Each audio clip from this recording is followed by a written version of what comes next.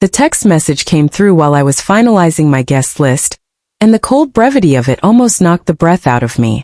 My mother simply stated that my sister had scheduled her wedding for the same weekend, so the family would be attending hers instead. No apology was offered, nor was there any sign of regret.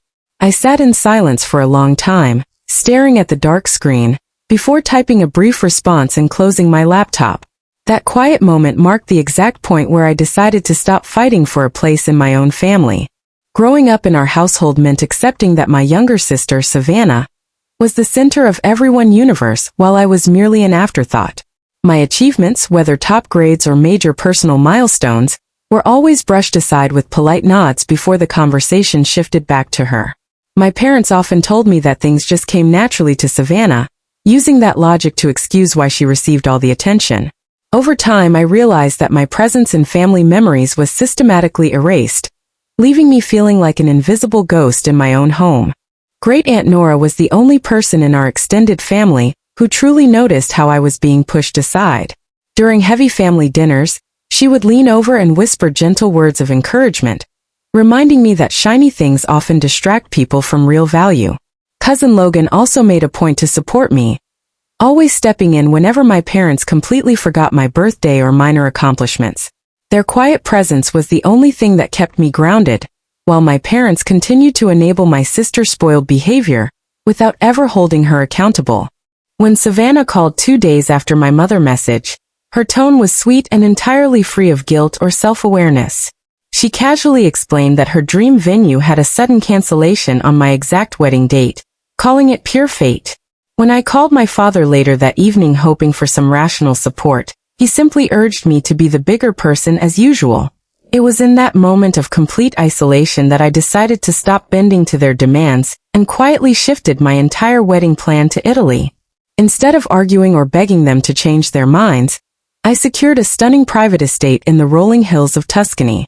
The historic stone villa was surrounded by ancient olive groves, creating a breathtaking atmosphere that felt worlds away from my toxic past. I threw myself into restoring the courtyard space, working alongside local Italian craftsmen to build a singular, long wooden dining table for our guests. My fiancé fully supported the sudden move, promising that our special day would finally be defined by peace instead of family politics. I sent fresh, handwritten invitations to the select few people who had actually shown true love and loyalty throughout my life.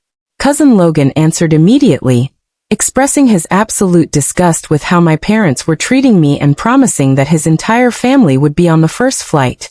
Great Aunt Nora sent back a sweet message, explaining that she refused to miss the union of someone who possessed a genuine heart. Within days, a dedicated group of real loved ones had confirmed their travel plans to stand by my side in Europe. On the morning of the wedding, 2 completely different events unfolded under the very same sun, thousands of miles apart. In a sterile hotel ballroom back home, my parents stood awkwardly in front of scores of empty chairs, desperately scanning the room for missing relatives. Meanwhile, under the warm Italian sky, our small courtyard buzzed with genuine laughter, beautiful music, and the comforting scent of fresh local dishes. I walked down the aisle in a simple silk gown, looking out at a crowd made entirely of people who genuinely cared. During our celebratory dinner under the glowing lanterns, Logan showed me social media updates from my sister event back home. Photos of our stunning Tuscan celebration had already leaked into the family group chats, causing total chaos among the guests in Boston. Savannah was reportedly thrown into a quiet panic when she realized why half of her expected guests were missing from the room. My mother tried calling me multiple times during the night, but I calmly left my phone face down on the table to enjoy my evening. The next morning, as I sat sipping espresso beneath the olive trees, I finally listened to a furious voicemail left by my mother. She accused me of being cold and calculated, claiming I had deliberately tried to make the family look bad in front of everyone.